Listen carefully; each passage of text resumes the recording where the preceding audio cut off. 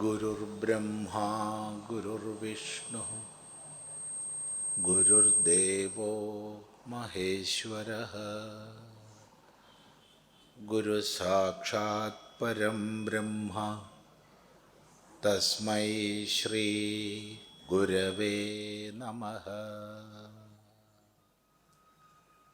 ഓം സദാശിവസമാരംഭാം ശങ്കരാചാര്യമധ്യമാം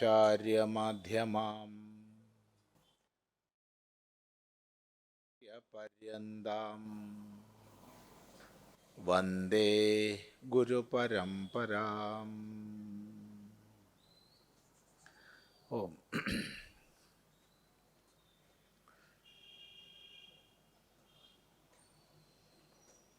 നമ്മൾ കഴിഞ്ഞ ദിവസം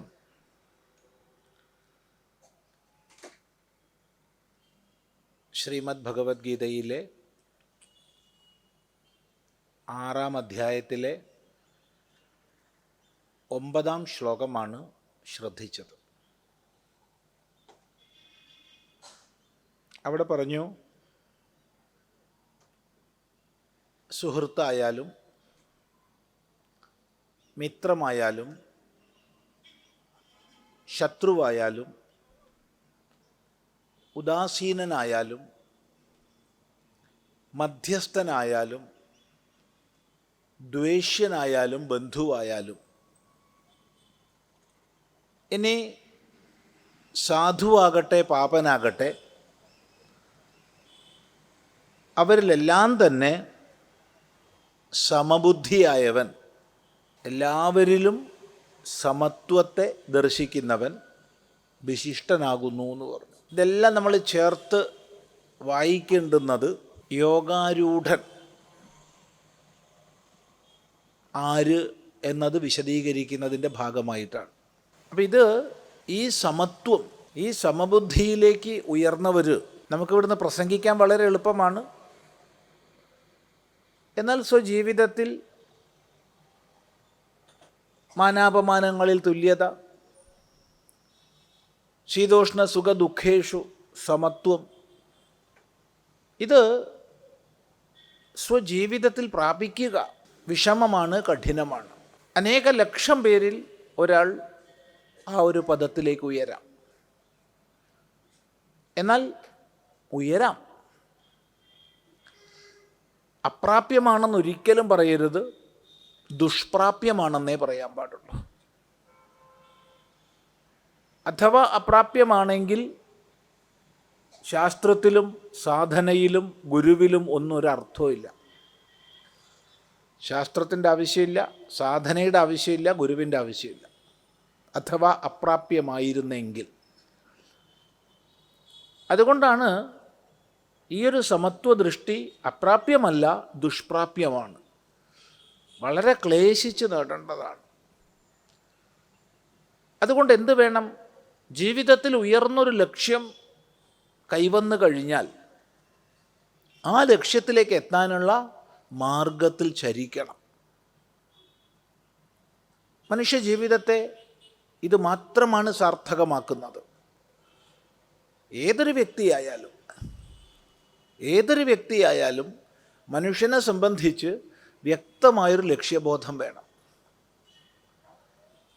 ഉറച്ച ലക്ഷ്യബോധം, അതോടുകൂടി അതിലേക്ക് സഞ്ചരിക്കാനുള്ള തത്പരത, ഇതാണ് നമ്മുടെ ജീവിതത്തെ സാർത്ഥകമാക്കുന്നത്. അവിടെ ബ്രഹ്മചാരിയെന്നോ ഗൃഹസ്ഥനെന്നോ വാനപ്രസ്ഥനെന്നോ സന്യാസിയോ ഒന്നും വ്യത്യാസമില്ല. അപ്പം ഇവിടെ സമുന്നതമായ ലക്ഷ്യം പറഞ്ഞു കഴിഞ്ഞു. സമബുദ്ധി. 2-ാം അധ്യായത്തിലും സമത്വം യോഗ എന്ന് പറഞ്ഞിട്ടുണ്ട്. സമത്വമാണ് യോഗം എന്ന്. അപ്പം ഈയൊരു ലക്ഷ്യത്തിലേക്ക്, ഇത് ലക്ഷ്യമായി നിശ്ചയിച്ചു കഴിഞ്ഞാൽ ഉയരാൻ പരിശ്രമിക്കേണ്ടതാണ്.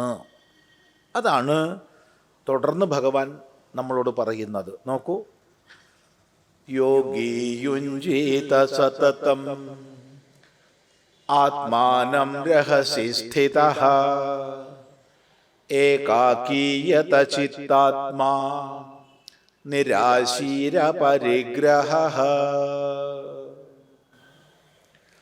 യോഗി യുഞ്ജീത സതതം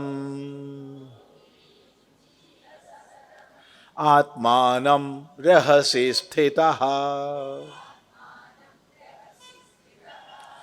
ഏകാകീയത ചിത്താത്മാ നിരാശീര പരിഗ്രഹ.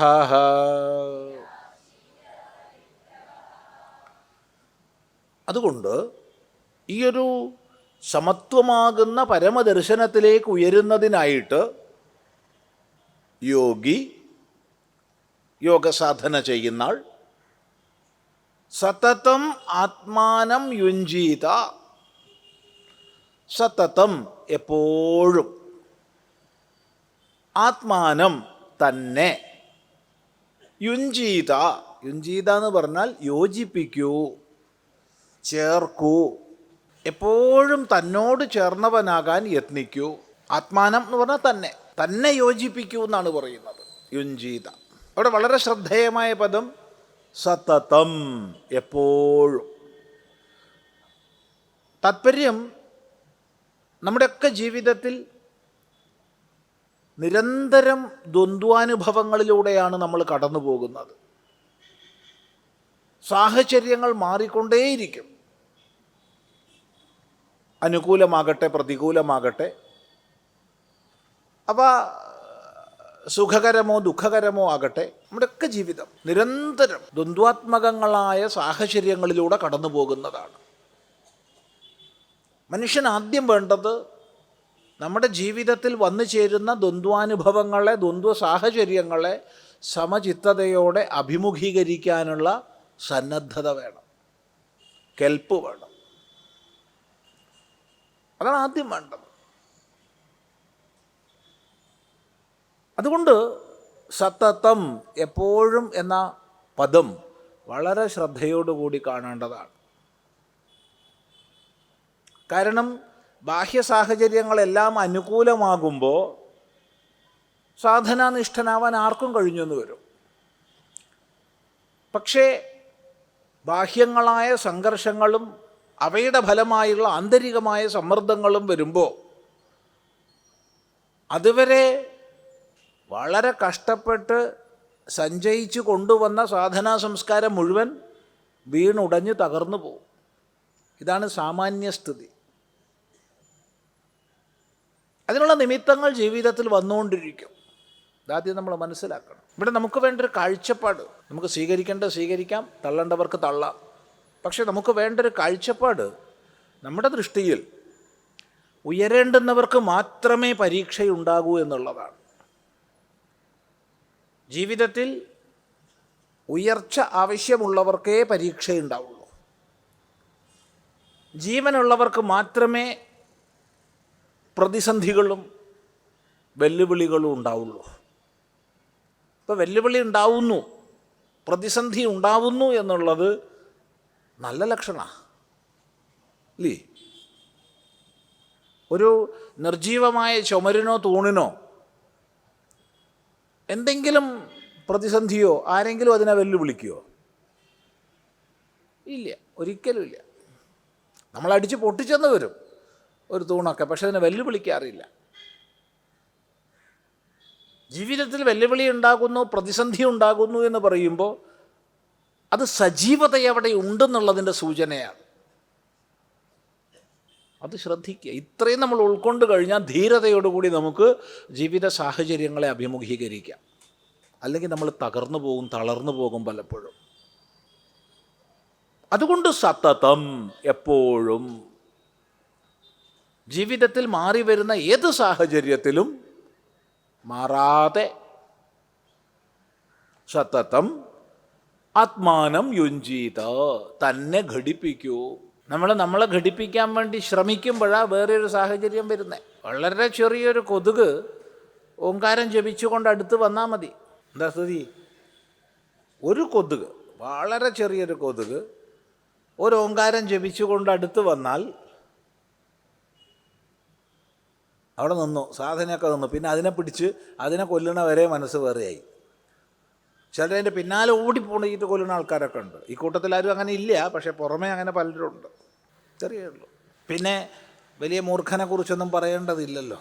ഒരാൾ നല്ല തന്നോട് യോജിപ്പിക്കാനിരിക്കുമ്പോഴാണ് മൂർഖൻ മുമ്പിൽ വരുന്നത്. പാമ്പ് നല്ല യോജിപ്പിക്കലാണ് പിന്നെ നടക്കണത്. എന്നാലോചിച്ച് നോക്കുക. അപ്പോൾ ഇവിടെ വലിയ ബാഹ്യങ്ങളായ കൊതുക് അല്ലെങ്കിൽ മൂർഖൻ പാമ്പ് എന്നുള്ളതൊന്നുമല്ല. ഒരു ശത്രുവെക്കുറിച്ചുള്ള ചിന്ത വന്നാൽ മതി, ഒരു മിത്രത്തെക്കുറിച്ചുള്ള ചിന്ത വന്നാൽ മതി, ആത്മാന യുഞ്ജീത എന്നുള്ളതൊക്കെ പോയി. പ്രത്യേകിച്ച് ശത്രുവെക്കുറിച്ചുള്ള ചിന്ത വന്നാൽ അപ്പോഴാണ് നമ്മൾ ഏറ്റവും മനസ്സിൽ സൂക്ഷിക്കുന്നത്. മിത്രങ്ങളെക്കാൾ ശത്രുക്കളെയാണല്ലോ നമ്മൾ കൂടുതൽ അടുപ്പം പുലർത്തുന്നത്. ബന്ധുക്കളോടും മിത്രങ്ങളോടും ഉള്ളതിനേക്കാൾ നമ്മൾ അടുപ്പം പുലർത്തുക ശത്രുവിനോടാണല്ലോ, അല്ലേ? അങ്ങനെയല്ല. എപ്പോഴും നമ്മൾ മനസ്സിലാരാ ഉണ്ടാവുക? ബന്ധുവാണോ ശത്രുവാണോ? ചിന്തിച്ചു നോക്കുക. അത്ര അടുപ്പാണ് നമുക്ക്, അത്ര സ്നേഹമാണ്. അപ്പം താത്പര്യം സതതമെന്ന് പറയുമ്പോൾ ജീവിതത്തിൽ മാറി വരുന്ന ഏതൊരു സാഹചര്യത്തിലും പതറിപ്പോകാതെ. മനുഷ്യ സഹജമല്ലേ പതറിപ്പോകുന്നത്? അതെ. അപ്പം എൻ്റെ മനസ്സ് വിട്ടുപോകുന്നു, അത് ദോഷമാണോ? ഒരിക്കലുമല്ല. വീണ്ടും വീണ്ടും ശ്രമിക്കണം, അത്രയേ ഉള്ളൂ. അതുകൊണ്ട് സതതം യുഞ്ജീതോ, നിരന്തരം യോജിപ്പിക്കൂ. എന്തുമായിട്ട്? കൃഷ്ണനുമായിട്ട്, രാമനുമായിട്ട്, ഗോവിന്ദനുമായിട്ട്, മുരുകനുമായിട്ട് നല്ല പറഞ്ഞത്, ശിവനുമായിട്ട്, വിഷ്ണുവായിട്ട് നല്ല പറഞ്ഞത്. ആത്മാനം, തന്നോട് യോജിപ്പിക്കൂ. ഈ പറഞ്ഞത് കൊണ്ട് ശിവൻ വേണ്ട, വിഷ്ണു വേണ്ട, മുരുകൻ വേണ്ട എന്നൊന്നും പറഞ്ഞിട്ടില്ല. അതെല്ലാം ദേവതോപാസനയുടെ ഭാഗമായിട്ട് വേണം എന്ന് തന്നെയാണ് അഭിപ്രായം. ഭഗവത്ഗീത ഏതെങ്കിലും ഒരു സന്ദർഭത്തിൽ ഉപദേശിക്കുന്നത് മാത്രം പഠിച്ച് ഇതാണ് ഗീതാശാസ്ത്രം എന്ന് വിലയിരുത്താനും പാടില്ല. വിവിധങ്ങളായ ഉപദേശങ്ങളിലൂടെ നമ്മളെ നയിക്കുന്നുണ്ട് ഭഗവാൻ. ഈ സന്ദർഭത്തിലെ ഉപദേശമാണ് ഇപ്പോൾ പഠിക്കുന്നത്. ഇതിൽ നിന്ന് ഭിന്നമായത് വേറെ പഠിക്കും. വിരുദ്ധമല്ല, ഭിന്നം. അതുകൊണ്ട് ആത്മാനം യുഞ്ജീത, തന്നോട് ചേർത്താലും. എവിടെ? രഹസ്യസ്ഥിത, ഏകാന്തത്തിലിരുന്നിട്ട്. നോക്കൂ, ഒരു യോഗ പ്രതിഷ്ഠിതനെ സംബന്ധിച്ച്, യോഗത്തിൽ പ്രതിഷ്ഠിതനായ ഒരാളെ സംബന്ധിച്ച്, അഥവാ ഒരു വിജ്ഞാനിയെ സംബന്ധിച്ച് അയാൾക്ക് ബാഹ്യ സാഹചര്യങ്ങളുടെ അനുകൂല പ്രതികൂലതകളൊന്നും അയാളെ ഒരു തരത്തിലും ബാധിക്കില്ല. ഏത് ജനക്കൂട്ടത്തിലും ഏത് ബഹളത്തിലും അയാൾ ഏകാന്ത സൗഖ്യം അനുഭവിക്കും. അതൊക്കെ പ്രത്യേകിച്ച് ഏകാന്ത സാഹചര്യം ആവശ്യമില്ല, പ്രത്യേകിച്ച് എന്തെങ്കിലും വിധാനങ്ങൾ ആവശ്യമില്ല. പക്ഷേ ഇത് പറഞ്ഞതുകൊണ്ട് സാധകന് പ്രയോജനമില്ല.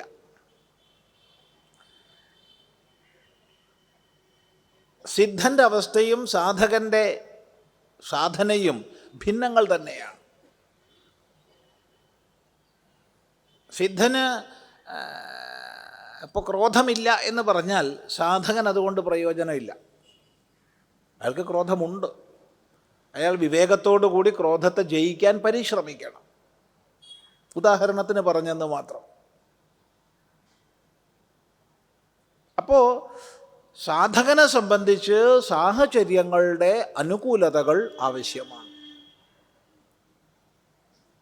അതുകൊണ്ട് രഹസ്യസ്ഥിത, ഏകാന്തത്തിലിരുന്നിട്ട്, രഹസ്യത്തിലിരുന്നിട്ട്, ആൾക്കൂട്ടത്തിലല്ല. ഇതിന് നമുക്ക് ഓരോരുത്തർക്കും നമ്മുടേതായ ഒരു ഏകാന്തത അനുഭവിക്കാനുള്ള സങ്കേതം ആവശ്യമാണ്. പല പല മേഖലകളിൽ ജോലി ചെയ്ത് വളരെ സംഘർഷഭരിതമായൊരു ജീവിതക്രമം പാലിക്കുന്നവർ തീർച്ചയായിട്ടും അത് വേണ്ടി വരും. തൊഴിലിൻ്റെ ഭാഗമായിട്ട്, വ്യവഹാരത്തിൻ്റെ ഭാഗമായിട്ട്. പക്ഷേ ഇടയ്ക്കെങ്കിലും ഒന്നെല്ലാത്തിൽ നിന്നും വിട്ടുമാറി ഏകാന്തത്തിൽ പോകാനുള്ള സന്ദർഭങ്ങൾ കണ്ടെത്തണം. അത് ശ്രദ്ധിക്കേണ്ടതാണ്. ഓരോ ഗൃഹത്തിലും ഉണ്ടാവണം അതിനൊരു സ്ഥലം. ഒരു കൊച്ചു മുറി മാത്രമുള്ള വീടാണ്, എന്നാലും വിരോധമില്ല. ഒരു സ്ഥലം നമ്മളതിന് കൽപ്പിക്കുക, നമുക്കായിട്ടൊരു സ്ഥലം. സാഹചര്യമുണ്ട്, വളരെ സന്തോഷം, ഒരു മുറി പൂജാമുറിയോ ധ്യാനമുറിയോ ഒറ്റ വെച്ചോളൂ. ഇല്ല, എനിക്കാകെ ഒറ്റ മുറി വീടാ, എങ്കിലും ഒരു ഭാഗം കൽപ്പിച്ചോളൂ. എനിക്കതും ഇല്ല. ഞാൻ എവിടെയെങ്കിലും എത്തുന്നിടത്ത് ഒരു വിധി വെച്ച് കിടക്കുകയാണ്, എങ്കിലും നമ്മൾ അതിന് മാത്രമായിട്ടൊന്ന് സമയം നീക്കി വയ്ക്കുക. അപ്പോൾ രഹസ്യസ്ഥിത എന്നുള്ളതിൻ്റെ സൂക്ഷ്മാർത്ഥം നമ്മൾ മനസ്സിലാക്കുക. ഈ പരമമായ സമദർശനത്തെ, യോഗത്തെ പ്രാപിക്കുന്നതിന് സാധന അനിവാര്യമാണ്. ആ സാധനയെയാണ് വിധിക്കുന്നത് യോഗി യുഞ്ജീത സതതം ആത്മാനം രഹസി സ്ഥിതഃ ഏകാകീയത ചിത്താത്മാ നിരാശീര പരിഗ്രഹഃ. യോഗി, യോഗസാധന അനുഷ്ഠിക്കുന്ന ആൾ, അല്ലാതെ ഇവിടെ പരമമായ അർത്ഥത്തിലുള്ള യോഗി എന്ന് എടുക്കരുത്. ആത്മബ്രഹ്മൈക്യ സാക്ഷാത്കാരത്തിലേക്ക് ഉയർന്ന യോഗി, ആ അർത്ഥം ഇവിടെ എടുക്കരുത്. കാര്യം ഇത് പ്രാഥമികമായ സാധനാഘട്ടമായതുകൊണ്ട് സന്ദർഭത്തിനനുസരിച്ച് മാത്രമേ നമുക്ക് അർത്ഥമെടുക്കാൻ പറ്റൂ. ഇപ്പം സാധനാനിരതനായ വ്യക്തി സതതം എപ്പോഴും രഹസ്യസ്ഥിത, ഏകാന്തത്തിലിരുന്ന് അനുകൂലമായ സാധന, അനുകൂലമായ സാഹചര്യത്തിൽ സാധനാനുഷ്ഠാനം ചെയ്യണം. ഇവിടെ രണ്ട് ഘടകങ്ങളാണ്. ഒന്ന്, ആത്മാനം യുഞ്ജീത, തന്നെ യോജിപ്പിക്കൂ എന്നാണ്. ഇപ്പം നമ്മൾ തന്നെ ഒരു നിമിഷം നമ്മളിലേക്ക് ഒരു പര്യാലോചന ചെയ്താൽ എന്തിലൊക്കെ ഒരുക്കപ്പെട്ട മനസ്സോടും ബുദ്ധിയോടും കൂടിയാണ് ഇപ്പോൾ പോലും നമ്മൾ ഇരിക്കുന്നത് എന്ന് മനസ്സിലാവും. ഒന്നുള്ളിലേക്ക് തിരിഞ്ഞു നോക്കിയാൽ മതി, ഒന്ന് അന്വേഷിച്ചാൽ മതി. പലതിൻ്റെ പിന്നാലെ ഛിന്ന ഭിന്നങ്ങളായ വൃത്തികളോടുകൂടിയാണ് നമ്മൾ ഇരിക്കണത്. അങ്ങനെ പലതിൻ്റെ പിന്നാലെ പോകുമ്പോൾ നമ്മൾ മറന്നു പോവുകയാണ്, നമ്മളെ അവഗണിക്കുകയാണ്. അവിടെയാണ് തന്നെ യോജിപ്പിക്കൂ, തന്നോട് യോജിപ്പിക്കൂ എന്ന ഉപദേശത്തിൻ്റെ പ്രാധാന്യം. ആത്മാനം യുഞ്ജീത. അതുപോലെ രഹസ്യസ്ഥിത, സിദ്ധനെ സംബന്ധിച്ച് ഇത്തരം സാഹചര്യങ്ങളുടെ ഒന്നും പ്രസക്തിയോ ആവശ്യമോ ഇല്ല. ഏത് സാഹചര്യത്തിലും സിദ്ധൻ ഏകസ്വരൂപമാണ്. അത് പ്രസംഗിച്ചതുകൊണ്ട് പറഞ്ഞതുകൊണ്ട് സാധകന് പ്രയോജനമില്ല. അവന് സാഹചര്യങ്ങളുടെ അനുകൂലത വേണം. അതുകൊണ്ട് സാധകനെ സംബന്ധിച്ച് രഹസ്യസ്ഥിത. ഇവിടെ രഹസ്യസ്ഥിത എന്ന് പറയുന്നത് ബാഹ്യമായ ഏകാന്തദേശം മാത്രമല്ല എന്ന് മനസ്സിലാക്കണം. ഇപ്പം ബാഹ്യമായി ഏകാന്തദേശത്തിലാണ്, അതുകൊണ്ട് നമ്മൾ ഏകാന്തമാണെന്ന് പറഞ്ഞുകൂടാ. ഏകാന്തമായ ദേശത്തിലാണ്, അവിടെ വേറെ ആരും കൂടെയില്ല, എങ്കിലും നമുക്ക് മറ്റു പലതും ആലോചിച്ച് മറ്റു പലതിനോടും ചേർന്നിരിക്കാം. പ്രസിദ്ധമാണല്ലോ ദേവി മഹാത്മ്യം ഉപദേശിക്കപ്പെടുന്ന സന്ദർഭം. അത് നമ്മുടെയൊക്കെ ജീവിതം തന്നെയാണ്, അല്ലാതെ അത് സുരഥൻ്റെയോ സമാധിയുടെയോ ജീവിതമല്ല.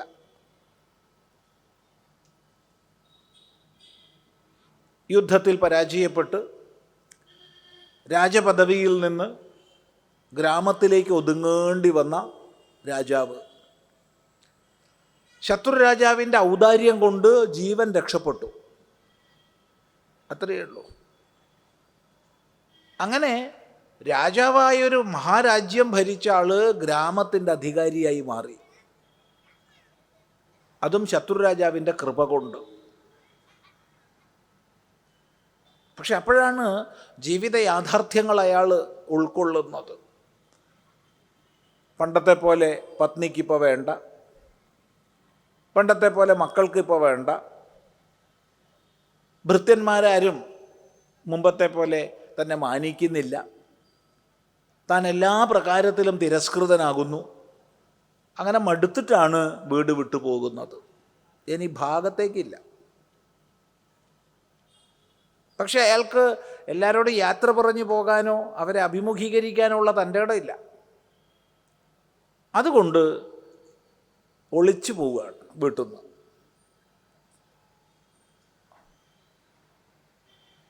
അങ്ങനെ കാട്ടിലെത്തി നോക്കുമ്പോഴാണ് വീടിനെക്കുറിച്ച് ചിന്ത തുടങ്ങി. പാവം പത്നി എന്താ ചെയ്യണമെന്നാവോ, കുട്ടികളുടെയൊക്കെ അവസ്ഥ എന്താവും, അവർ ഭക്ഷണം കഴിച്ചിട്ടുണ്ടാവുമോ, എന്തായിരിക്കും ഇപ്പോൾ അവരുടെയൊക്കെ സ്ഥിതി. നോക്കണേ, അവരെ കൊണ്ടുള്ള ഉപദ്രവം കൊണ്ടാണ് വിട്ടത്, പക്ഷെ വന്നു നോക്കുമ്പോൾ അവരെക്കുറിച്ചാണ് ചിന്ത. അങ്ങനെ ക്ലേശിച്ച് നടക്കുമ്പോൾ വഴിയോരത്തൊരാൾ താടിക്ക് കയ്യും കൊടുത്തിരിക്കുന്നു. നീ ആര്? ഞാനൊരു കച്ചവടക്കാരനാണ്. എന്ത് കാട്ടിലാ കച്ചവടം?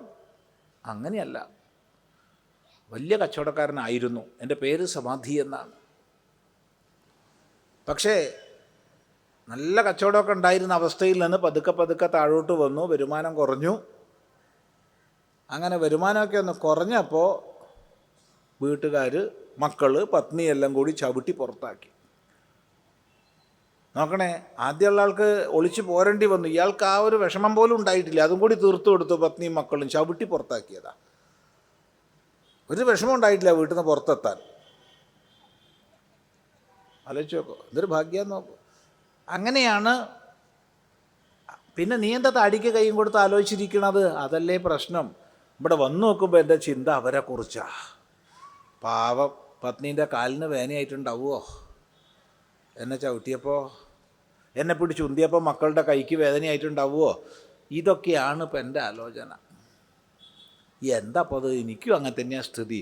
അപ്പം നമുക്ക് രണ്ടാക്കും നമ്മളെക്കാൾ വിവരമുള്ള ആരെങ്കിലും ഒന്ന് പോയി കണ്ട് സംസാരിക്കാം എന്നവർ തീരുമാനിച്ചു. അങ്ങനെയാണ് അവർ സുമേധാ മഹർഷിയുടെ അടുത്ത് എത്തുന്നതും അദ്ദേഹം അവർക്ക് ദേവീ മാഹാത്മ്യം ഉപദേശിക്കുന്നതും. ഇത് ഒരു പുരാണാന്തർഗതമായ കഥയല്ല, മറിച്ച് നമ്മുടെയൊക്കെ ജീവിതത്തിൻ്റെ നേർചിത്രമാണ്. അതുകൊണ്ടാണ് രഹസ്യസ്ഥിത എന്ന് പറഞ്ഞതുകൊണ്ട് മാത്രം പ്രയോജനമില്ല. ഏകാക്കി, ഒറ്റയ്ക്കായിരിക്കണം. ഈ കണ്ട എല്ലാ ഭാണ്ഡങ്ങളെയും എടുത്തുകൊണ്ട് ഏകാന്തത്തിൽ പോയിട്ട് എന്ത് പ്രയോജനമുള്ളത്? ഏകാക്കിയായിരിക്കണം. ഇവിടെ ഏകാക്കി എന്നുള്ളതിന് മറ്റൊരർത്ഥമുണ്ട്.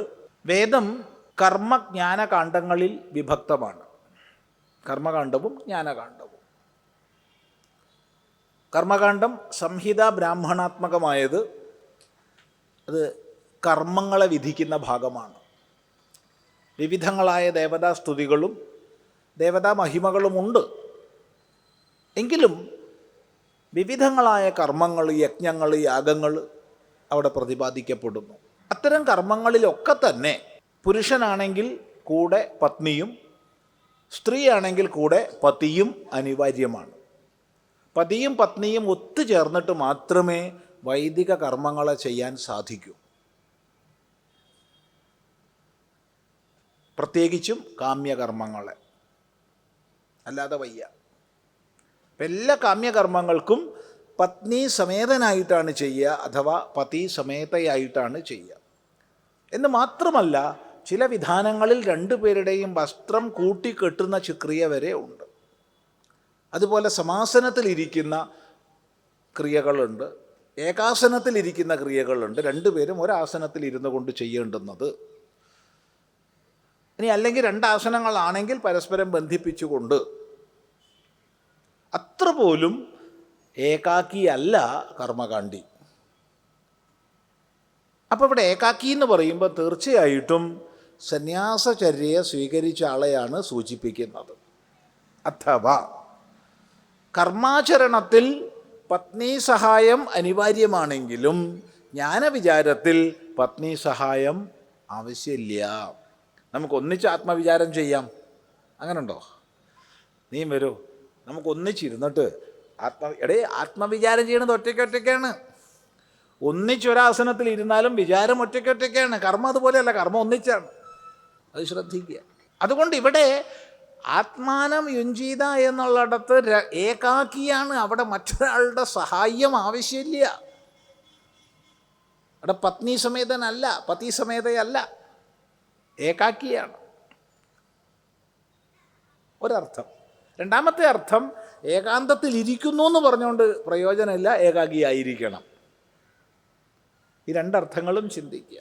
എന്നിട്ട് പറയുകയാണ് യതചിത്താത്മാ, അന്തഃകരണത്തെയും അതുപോലെ ശരീരത്തെയും ഇന്ദ്രിയങ്ങളെയും എല്ലാം നിയന്ത്രിച്ചവൻ. ഇവിടെ നേരത്തെ നമ്മൾ ആത്മാ എന്നുള്ള ശബ്ദത്തിന് അന്തഃകരണം എന്നർത്ഥം എടുത്തു. എന്നാൽ ഇവിടെ ചിത്തമെന്ന് പ്രത്യേകിച്ച് പറഞ്ഞതുകൊണ്ട് ആത്മശബ്ദത്തിന് അന്തഃകരണം എന്നർത്ഥം എടുക്കാൻ വയ്യ. അപ്പം നമ്മൾ ശരീരേന്ദ്രിയങ്ങൾ എന്നർത്ഥം എടുക്കണം. ഇപ്പോൾ ശരീരം, ഇന്ദ്രിയങ്ങൾ, മനസ്സ്, ബുദ്ധി, ഇങ്ങനെയുള്ള തൻ്റെ ഉപാധികളെ മുഴുവൻ നിയന്ത്രിച്ചിട്ട് എന്തൊക്കെയാണോ നമ്മുടെ ഉപാധികൾ, ഇവിടെ പ്രവർത്തിക്കാൻ നമുക്കുള്ള കരണങ്ങൾ, അവയെ മുഴുവൻ നിയന്ത്രിച്ച് തനിക്ക് അധീനമാക്കി വെച്ചിട്ട് നമ്മൾ അവയെ നിയന്ത്രിക്കുന്നില്ല എങ്കിൽ നിസ്സംശയം പറയാം അവ നമ്മെ നിയന്ത്രിക്കും, ഉറപ്പ്. എൻ്റെ ഇന്ദ്രിയങ്ങളെ ഞാൻ നിയന്ത്രിക്കുന്നില്ലെങ്കിൽ ഇന്ദ്രിയങ്ങൾ എന്നെ നിയന്ത്രിക്കും, ഉറപ്പാണ്. ഞാൻ മനസ്സിനെ നിയന്ത്രിക്കുന്നില്ലെങ്കിൽ മനസ്സ് എന്നെ നിയന്ത്രിക്കും. ഏതാ വേണ്ടുവെന്ന് നമ്മൾ ഓരോരുത്തരും നിശ്ചയിക്കണം. അതുകൊണ്ട് ഇന്ദ്രിയ മനോബുദ്ധികളാകുന്ന സകല കരണങ്ങളെയും നിയന്ത്രിച്ചിട്ട് യതചിത്താത്മാ. വീണ്ടും പറയുകയാണ് നിരാശീഹി. നിരാശീഹി, ആശിസ്സുകൾ ഒഴിഞ്ഞവനായിട്ട്, ആഗ്രഹങ്ങൾ ഒഴിഞ്ഞവനായിട്ട്. ഇവിടെ നിരാശി എന്ന് പറയുമ്പോൾ മലയാളത്തിലുള്ള നിരാശി അല്ല കേട്ടോ. മലയാളത്തിൽ അയ്യോ ആകെ ഒരു നിരാശ ബാധിച്ചു, അങ്ങനെയാണ്. ഇനിയിപ്പോൾ വല്ല ആധ്യാത്മികമൊക്കെ ആവാം. ചില പണ്ടൊക്കെ, ഇപ്പോഴൊന്നും ആരും ചോദിക്കാറില്ല. ഇപ്പോൾ ആര് ചോദിക്കാനാ? പണ്ടൊക്കെ നമ്മൾ ഈ ഒരു സന്യാസമാർഗത്തിലേക്കൊക്കെ വന്ന ഉടനെ ചിലരെങ്കിലും ചോദിക്കാറുണ്ടായിരുന്നു, അല്ല എന്താ കാരണം,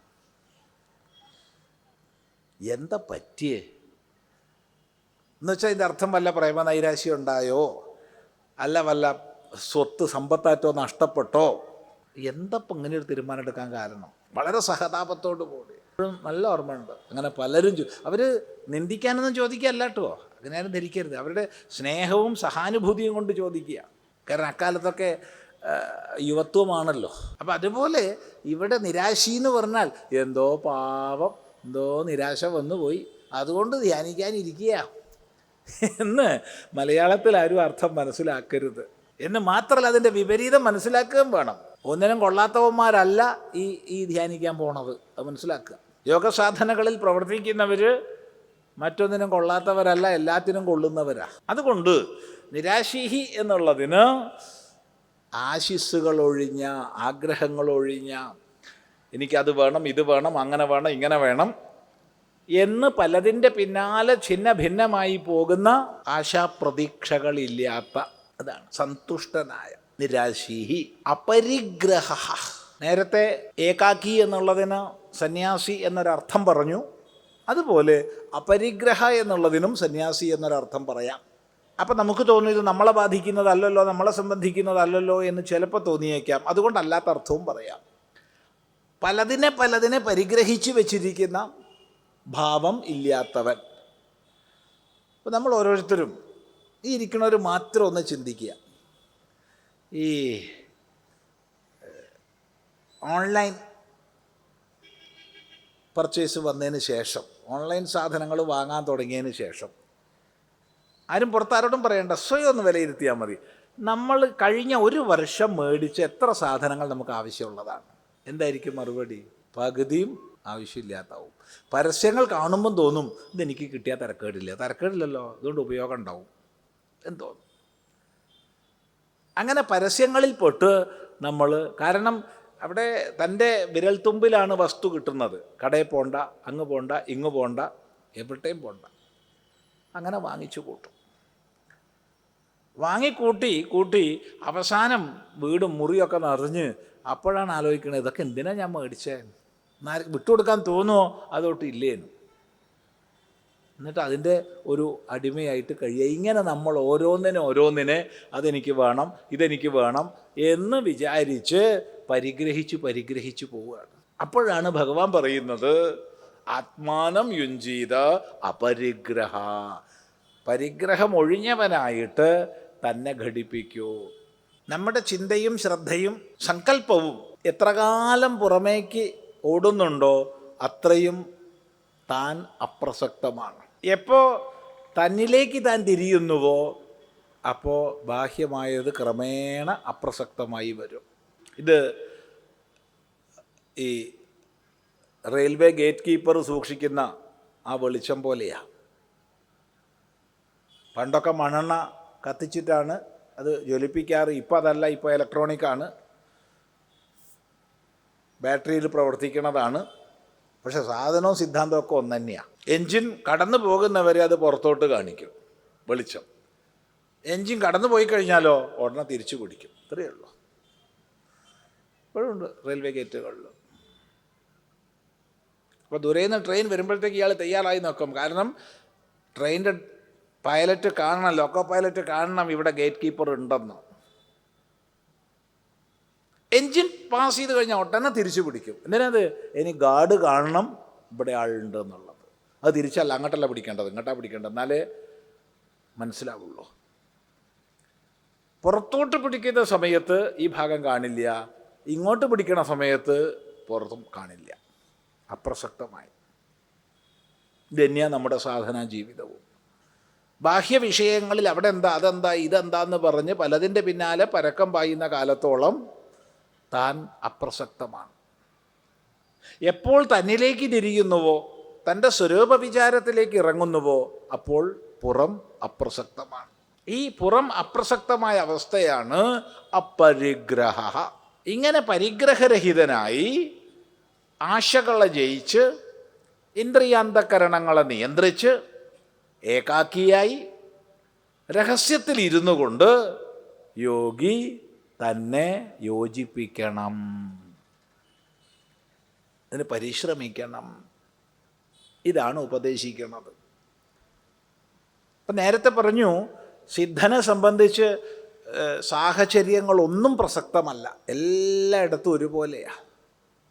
ഏത് ജനക്കൂട്ടത്തിലും ബഹളത്തിൻ്റെ മധ്യത്തിലും അയാൾ ഏകാന്തത്തിലാണ്. എന്നാൽ സാധകൻ അത് പറഞ്ഞുകൊണ്ട് പ്രയോജനമില്ല, അയാൾക്ക് അനുകൂലതകൾ ആവശ്യമാണെന്ന് നേരത്തെ പറഞ്ഞു. അതുകൊണ്ട് സാധകന് വേണ്ട അനുകൂലതകളെയാണ് വിധിക്കുന്നത്. പ്രത്യേകം ശ്രദ്ധിക്കണം. പടിപടിയായിട്ടാണ് ഉപദേശം. സിദ്ധന് ഇതൊന്നും പ്രസക്തമല്ല, ഇപ്പം നമ്മൾ പഠിക്കണ ഭാഗമൊന്നും. അപ്പം എന്താണ് സാധകൻ അനുകൂലമായത് വേണ്ടത്? നോക്കൂ.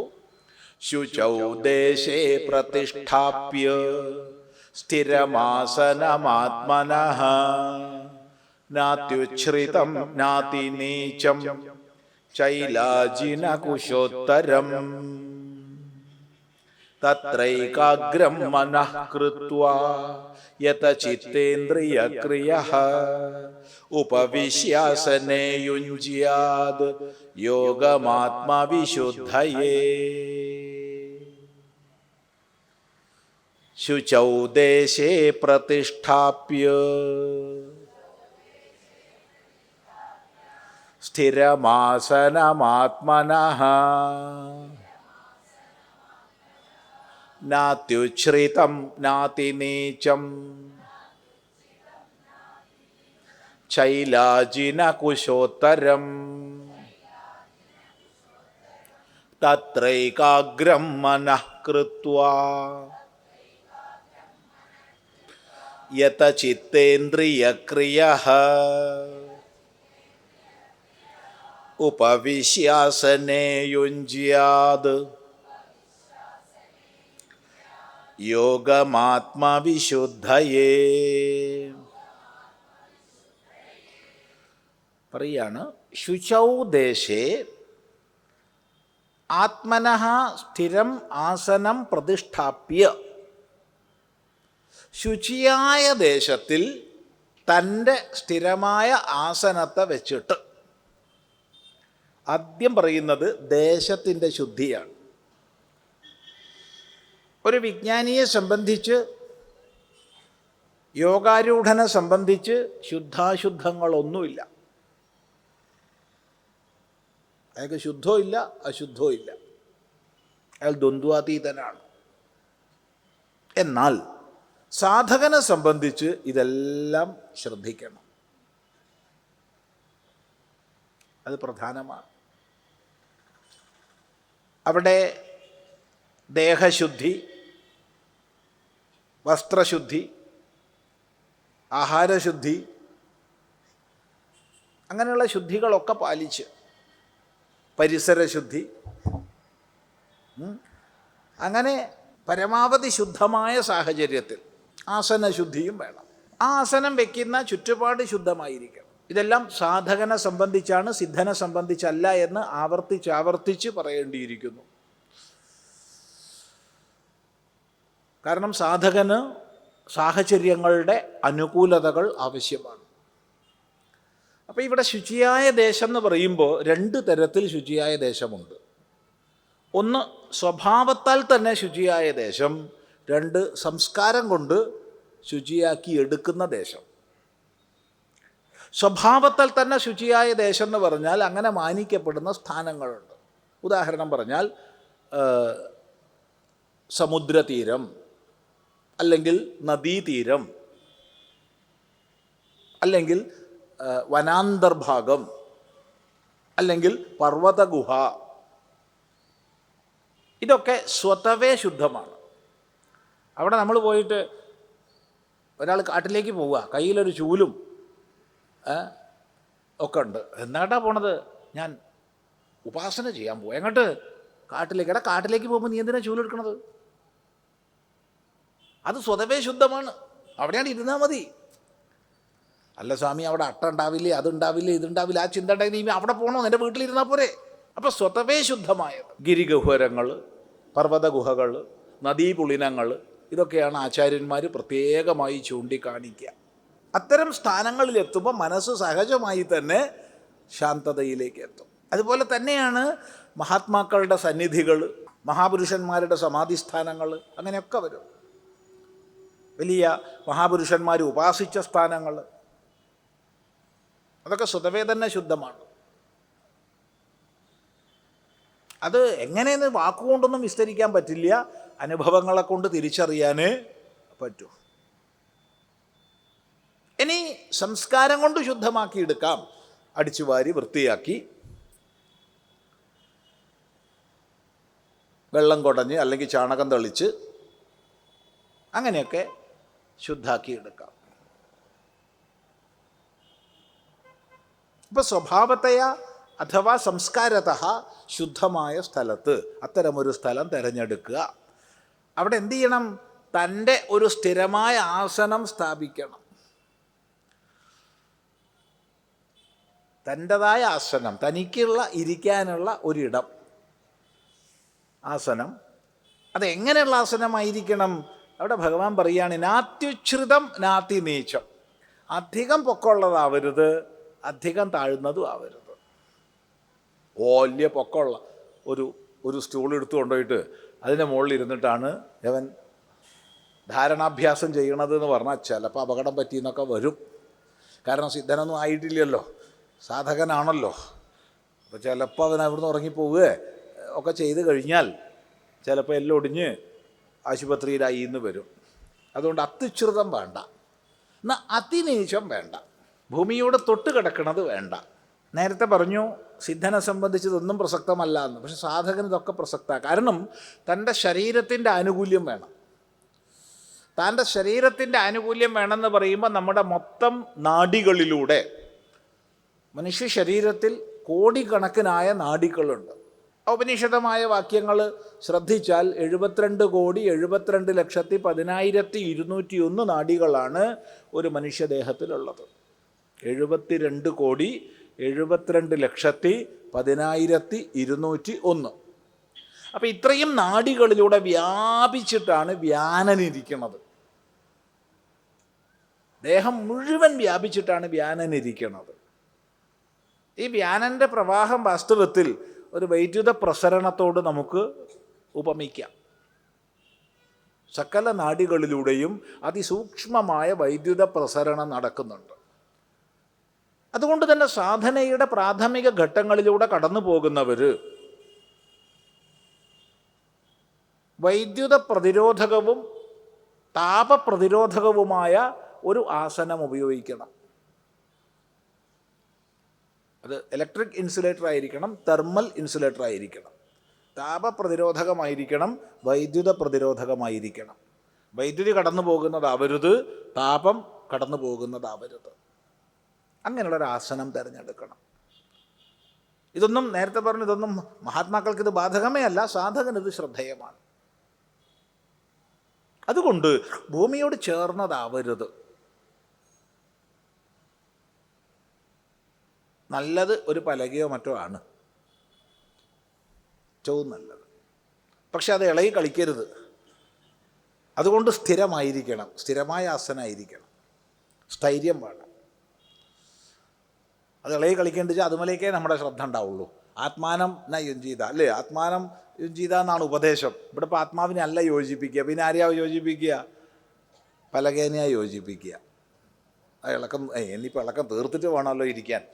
അതിന് ഇളക്കം തീർത്തപ്പോൾ വേറൊരു ഭാഗത്ത് ഇളക്കായി, അത് പറ്റില്ല. അതുകൊണ്ട് സ്ഥിരമായിരിക്കണം. നാത്യുച്ഛ്രിതം നാത്തി നീചം, അധികം പൊക്കമുള്ളതുമല്ല അധികം താണതുമല്ല. അവിടെ തന്നെ ചൈലാജിന കുശോത്തരം, ദർഭ,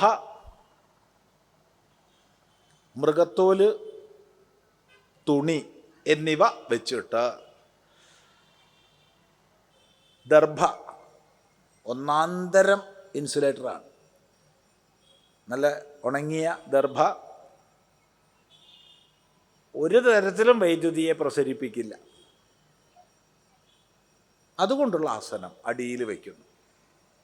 അതിന് മുകളിൽ മൃഗത്തോല പറഞ്ഞത്. ഇന്നിപ്പോൾ മൃഗത്തോൽ ഉപയോഗിച്ചിട്ട് വെറുതെ കേസിൽ കുടുങ്ങണ്ടാരും.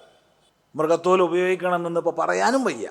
വെറുതെ കേസാവും, മാന്യമൊക്കെ കൊന്ന് തോലെടുത്താൽ. അപ്പം ഇന്നത്തെ കാലത്ത് നല്ലത് ആ സ്ഥാനത്തൊരു കമ്പിളി പറയുന്നതാ. ഒരു കമ്പിളി അത് മതി, മൃഗത്തോലിന് തുല്യമായി ഒരു കമ്പിളി വിരിക്കുക. ഇത്രയേ ഉള്ളൂ. അത് വൈദ്യുത പ്രതിരോധകമായിരിക്കണം. അതിന് മുകളിൽ അനായാസമായി ഇരിക്കാൻ ഉതകുന്ന ഒരു തുണിയിടുക മതി, ലളിതമായി. അതാണ് ചൈലാജിന കുശോത്തരം. ഈ ചില ആൾക്കാർ സജ്ജീകരണങ്ങളൊക്കെ വളരെ കേമായിട്ടുണ്ടാക്കും. ജപിക്കാൻ മുറി ഉണ്ടാക്കും, ആസനങ്ങൾ ഉണ്ടാക്കും. അല്ല, താനിവിടെ ഇരുന്ന് വല്ലപ്പോഴും ജപിച്ചിട്ടുണ്ടോ? അല്ല, അതില്ല സ്വാമി. പിന്നെ എന്തിനാ ഉണ്ടാക്കിയത്? അല്ല, അതായത് സജ്ജീകരണം എപ്പോഴെങ്കിലും വേണ്ടി വന്നാൽ ഉപയോഗിക്കാമല്ലോ. എല്ലാ സജ്ജീകരണവും തയ്യാറാക്കി വയ്ക്കും. ഈ പ്രഭാഷണമായിട്ട് കഴിഞ്ഞിട്ട് വേണം എനിക്ക് ദിവസം സ്വാധ്യായം ചെയ്യാൻ. അങ്ങനെ സ്വാധ്യായത്തിന് വേണ്ട എല്ലാ ബാഹ്യ സജ്ജീകരണവും ഉണ്ടാക്കി, സരസ്വതി പീഠമൊക്കെ മേടിച്ച് പുസ്തകമൊക്കെ അതിൻ്റെ മുകളിൽ വെച്ച്, ഭഗവത്ഗീത ഒന്നാന്തരം പുസ്തകം മേടിച്ച് ആസനമൊക്കെ ശരിയാക്കി വെച്ച്. പക്ഷെ തുറക്കുണ്ടായില്ല. ഈ തയ്യാറാക്കലിലാണ് അധികം ആൾക്കാരുടെ ശ്രദ്ധ. വലിയ പണിപ്പെട്ട് 4-5 മണിക്കൂർ പണിയെടുത്തിട്ട് നല്ല ഭക്ഷണ പദാർത്ഥങ്ങൾ ഉണ്ടാക്കും. അതിൽ ശ്രദ്ധ. കഴിക്കാനോ? അതില്ല.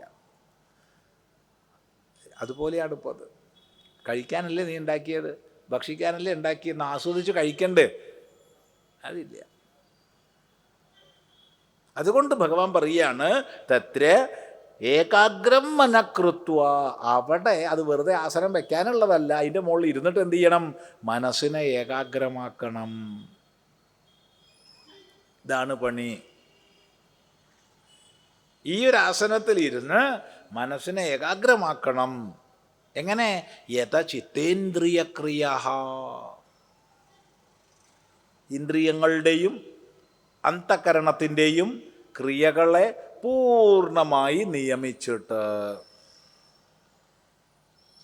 ഇങ്ങനെ ആസനമൊക്കെ ശരിയായി, എല്ലാം ശരിയാക്കി അതിൻ്റെ മുകളിൽ ഇരുന്നു. എന്നിട്ട് നോക്ക്, ആരെങ്കിലും വരുന്നുണ്ടോ? എന്താണ് ഇത്ര നല്ല ജപാസന ഞാൻ ഉണ്ടാക്കിയെന്നുള്ളതൊന്നും നാട്ടുകാർ കാണണ്ടേ? 4 ആളെ കാണിക്കണ്ടേ? അങ്ങോട്ട് നോക്കി. അല്ലെങ്കിൽ ചെവി അങ്ങോങ്ങും പരതുകയാണ്, മൂക്ക് അങ്ങോങ്ങും പരതുകയാണ്. ഒരു പ്രയോജനമില്ല. അതുകൊണ്ട് പറയുന്നു യഥ ചിത്തേന്ദ്രിയക്രിയ, ചിത്തത്തിൻ്റെയും ഇന്ദ്രിയങ്ങളുടെയും ക്രിയകളെ പരിപൂർണമായി സംയമിച്ചിട്ട് ആസനെ ഉപവിശ്യ, ഇങ്ങനെയുള്ള ആസനത്തിൽ ഇരുന്നിട്ട്, ഈ പറഞ്ഞ പ്രകാരമുള്ള ആസനത്തിൽ ഇരുന്നിട്ട് എന്തു ചെയ്യണം? യോഗം യുഞ്ജ്യാത്, യോഗസാധന ചെയ്യണം.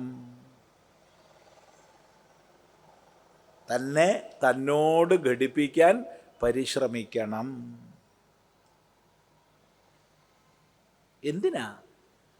എന്തിനാ യോഗസാധനകളൊക്കെ അനുഷ്ഠിക്കുന്നേ?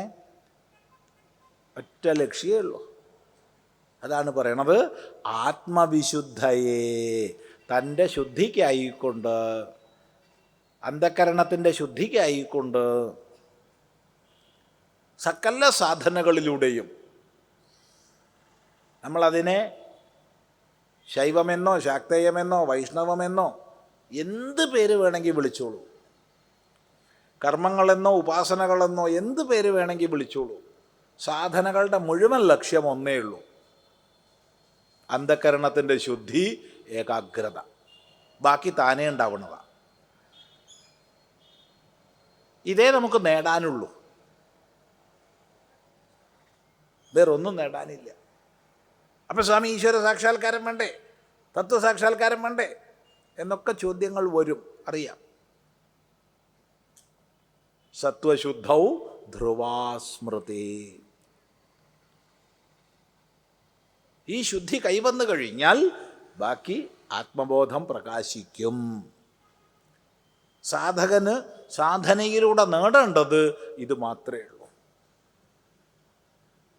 ആത്മവിശുദ്ധി വന്നു കഴിഞ്ഞാൽ മറ്റെല്ലാം താനേ വരും. അതിനാകുന്നു നമ്മൾ പണിയെടുക്കേണ്ടത്. അതുകൊണ്ട് ശുദ്ധമായ ദേശത്തിൽ സ്ഥിരമായ ആസനത്തെ, അത്യുന്നതമോ അതിനീചമോ അല്ലാത്ത ആസനത്തെ പ്രതിഷ്ഠിച്ച് അതിൽ സാധനയ്ക്ക് അനുകൂലമായ ഇരിപ്പിടം തയ്യാറാക്കി, ഭഗവാൻ അതിൽ ശൈലാജിന കുശോത്തരെന്ന് പറഞ്ഞു. എന്താ നീ ജപമൊന്നും ചെയ്യാറില്ലേ? ഇല്ലേ സ്വാമി. അതെന്താ? എനിക്ക് അജിനം കിട്ടിയില്ല. ഭഗവാൻ പറഞ്ഞിട്ടുണ്ട് ശൈലാജിന കുശോത്തരം. അപ്പം അജിനം കിട്ടാത്തതുകൊണ്ട്, മൃഗത്തോല് കിട്ടാത്തതുകൊണ്ട് വേണ്ടാച്ചതാ. അങ്ങനെ ഇല്ല. അതുകൊണ്ട് അവനവന് അനുകൂലമായ ആസനം എന്ന് പറഞ്ഞത്. ഈ തുണി കിട്ടിയില്ല, അതുകൊണ്ട് ജപം വേണ്ട വെച്ചു. അല്ലെങ്കിൽ ദർഭപ്പുല്ല് കിട്ടിയില്ല, അതുകൊണ്ട് വേണ്ട വെച്ചു. ഇങ്ങനെയൊന്നും ആരും പറഞ്ഞേക്കരുത്. നമ്മുടേതായ സാഹചര്യങ്ങൾക്കനുസരിച്ച് അത് വിഭിന്നമായിരിക്കും. ഇതൊന്നും ലഭിക്കാത്ത സന്ദർഭങ്ങൾ നമ്മുടെ ജീവിതത്തിൽ വരും. ബാഹ്യമായ ഒരാസനവും ലഭിക്കാത്ത സാഹചര്യം നമ്മുടെ ജീവിതത്തിൽ വരും. അപ്പോൾ ആന്തരികമായി നമ്മൾ തയ്യാറാവുക, അതേ വഴിയുള്ളൂ. അത് ശ്രദ്ധിക്കുക. ഏതെല്ലാം ബാഹ്യ സാഹചര്യങ്ങളിലൂടെ നമ്മൾ കടന്നു പോകണം. കർമ്മ വിഷയത്തിലായാലും ഉപാസനാ വിഷയത്തിലായാലും എപ്പോഴും നമ്മുടെ സങ്കല്പങ്ങൾക്കനുസരിച്ചൊക്കെ സാഹചര്യങ്ങൾ വന്നു ചേരില്ല. അപ്പം ഏത് സാഹചര്യമാണോ അതിനോട് താതാത്മ്യപ്പെടാൻ, അതിനെ വിനിയോഗിക്കാൻ നമുക്ക് സാധിക്കണം. അത് പ്രത്യേകം ശ്രദ്ധിക്കേണ്ടതാണ്. അങ്ങനെ ലഭ്യമായ സ്ഥലത്ത് ഇരുന്ന് ആത്മവിശുദ്ധയെ, തൻ്റെ വിശുദ്ധിക്കായിക്കൊണ്ട്, അന്ധകരണത്തെ ശുദ്ധമാക്കുന്നതിനായിക്കൊണ്ട് യോഗം യുഞ്ചിയാത്, യോഗത്തെ അനുഷ്ഠിക്കണം, യോഗസാധന ചെയ്യണം. എങ്ങനെ ചെയ്യണം? അവിടെ ഒരു ആശയം കൂടി ഭഗവാൻ പറയുന്നു. സമം കായ ശിരോഗ്രീവം ധാരയന്നചലം സ്ഥിരഃ സംപ്രേക്ഷ്യ നാസികാഗ്രം സ്വം ദിശശ്ചാനവലോകയൻ. സമം കായ ശിരോഗ്രീവം. അപ്പോഴത്തേക്ക് കുറച്ച് നേരത്തെ കഴിഞ്ഞ ശ്ലോകം നല്ലോണം ഒച്ചത്ത് ചൊല്ലിയല്ലോ. ഇതൊക്കെ യോഗികളായി പോയിട്ടുണ്ടാവും, അപ്പോൾ പിന്നെ വേണ്ടാന്നുള്ളതാണ്. സമം കായ ശിരോഗ്രീവം ധാരയന്നചലം സ്ഥിരഃ സംപ്രേക്ഷ്യ നാസികാഗ്രം സ്വം ദിശശ്ചാനവലോകയൻ. അപ്പോൾ യോഗം യുഞ്ചിയാതെന്ന് പറഞ്ഞു കഴിഞ്ഞ ശ്ലോകത്തിൽ. യോഗസാധന ചെയ്യൂ. എങ്ങനെ? സമം കായ ശിരോഗ്രീവം അചലം ധാരയൻ സ്ഥിരഃ. തൻ്റെ ശരീരത്തെയും കഴുത്തിനെയും തലയെയും സമമാക്കി വെച്ചിട്ട്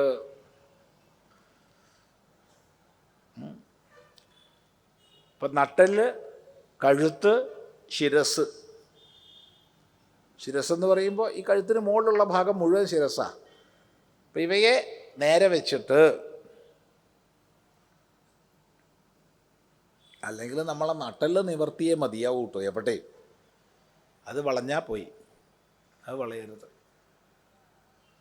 അതെപ്പോഴും ശ്രദ്ധിക്കേണ്ടതാണ്. സാധനാഘട്ടത്തിൽ മാത്രമല്ല, ലോകത്തിൽ എപ്പോഴും നട്ടെല്ല് നിവർന്ന് തന്നെ ഇരിക്കണം. നമ്മൾ വളച്ച് നിവരാത്ത പോലെ ആയിട്ടുണ്ട്. ശ്രദ്ധിച്ചാൽ നല്ലത്.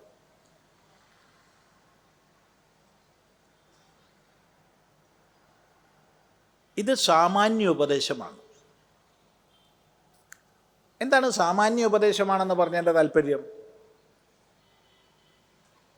ഇവിടെയൊക്കെ വ്യക്തിതലത്തിൽ ഓരോ വ്യക്തിയുടെയും അനുകൂല പ്രതികൂലതയനുസരിച്ച് മാറ്റങ്ങൾ വരുത്താൻ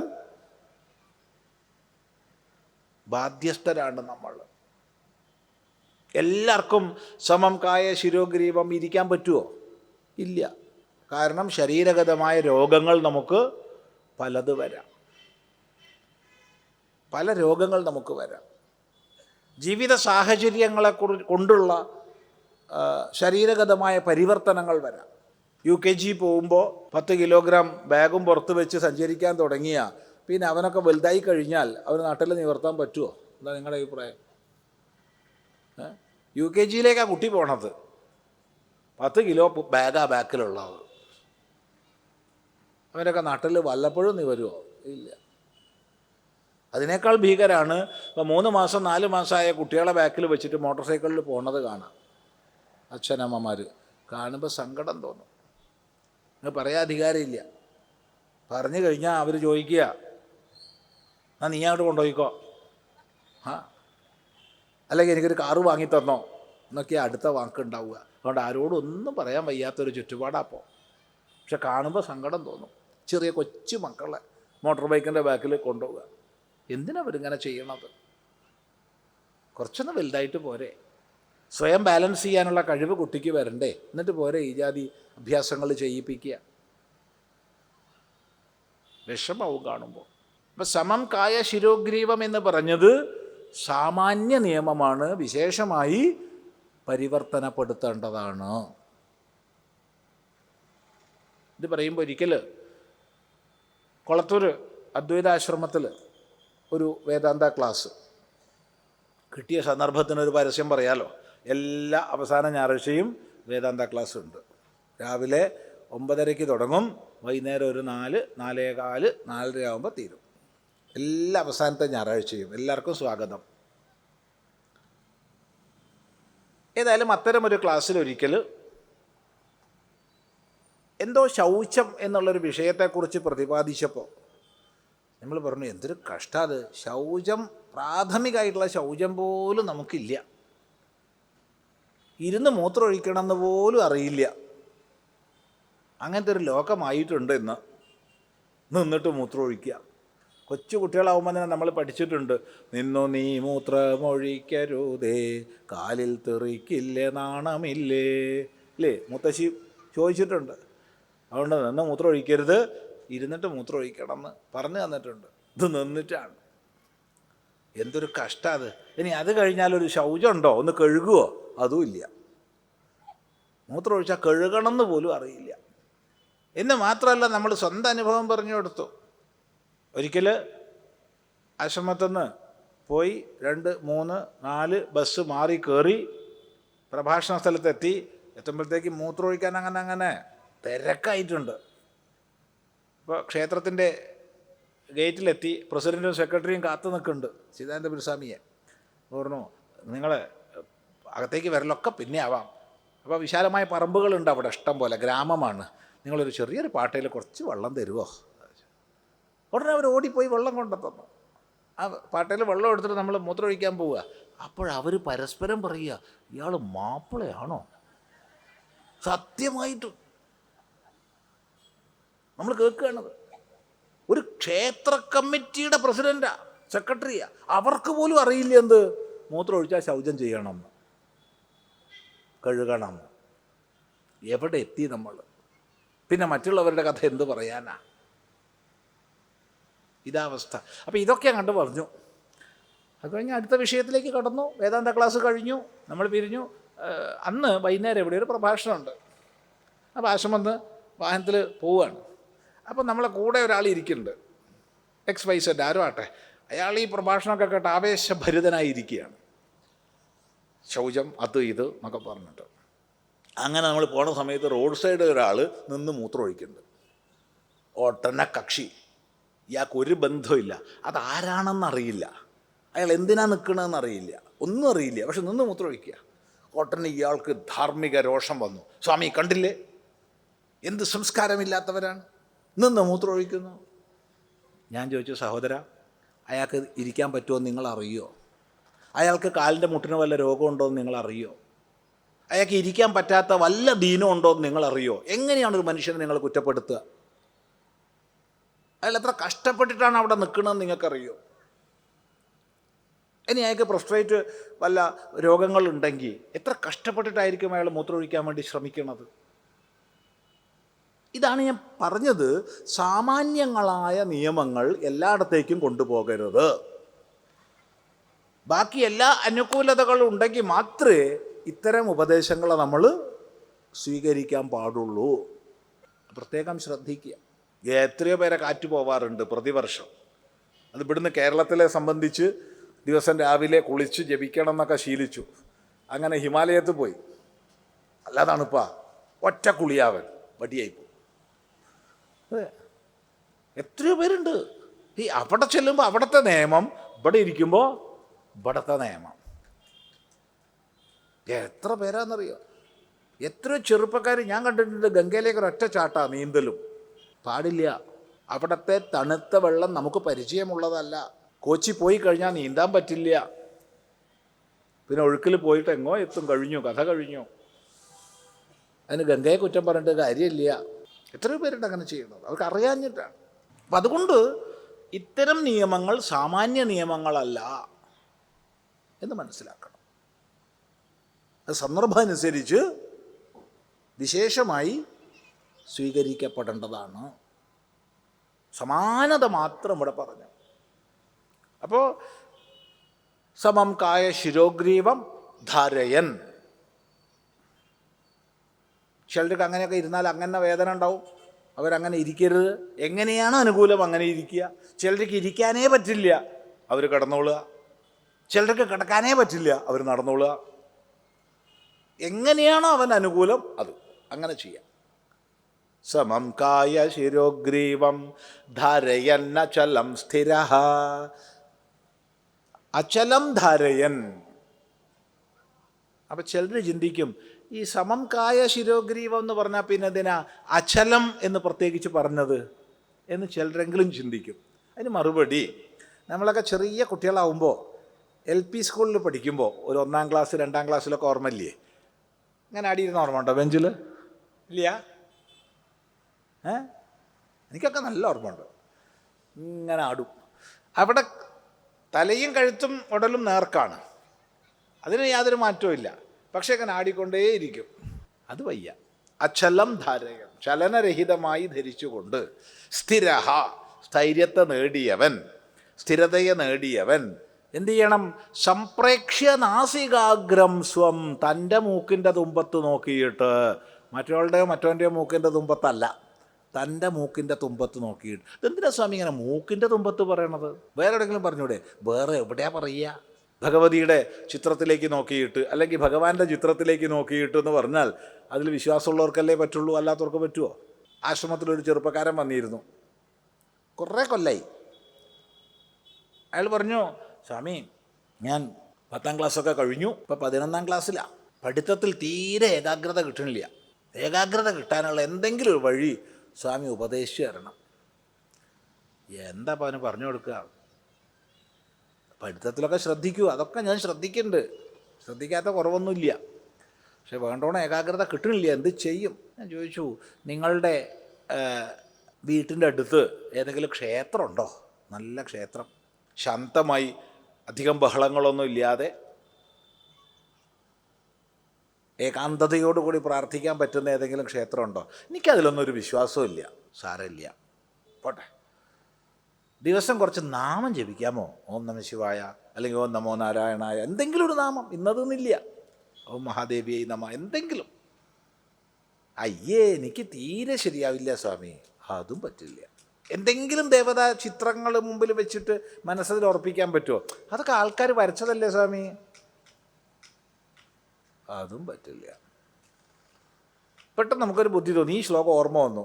അതവനോട് പറഞ്ഞില്ല, ഭഗവാന്റെ വാക്കി ഓർമ്മ വന്നാന്നൊന്നും പറഞ്ഞില്ല. ഞാൻ ചോദിച്ചു, നിനക്കൊരു മൂക്കില്ലേ? ഉണ്ട്. മൂക്കിനൊരു തുമ്പില്ലേ? ഉണ്ടല്ലോ. അത് മതി, ജയിച്ചു. അതൊരു വിശ്വാസം ഉണ്ടല്ലോ. എനിക്കൊരു മൂക്കുണ്ടെന്നും മൂക്കിന് തുമ്പുണ്ടെന്നും വിശ്വാസം ഉണ്ടല്ലോ. ഉണ്ട്. എന്നാൽ മൂക്കിൻ്റെ തുമ്പത്തേക്ക് അറ്റത്തേക്ക് നോക്കിയിരുന്നോളാം. എല്ലാവരും നോക്കിയിരുന്നു നോക്കൂ, സുഖാണതേ. വേറെ എങ്ങോട്ടും ദൃഷ്ടി പോവില്ല. അതാണോ? വേറെ ഒന്നുമില്ല, ലോകത്തൊന്നുമില്ല, എവിടെയും കാണില്ല.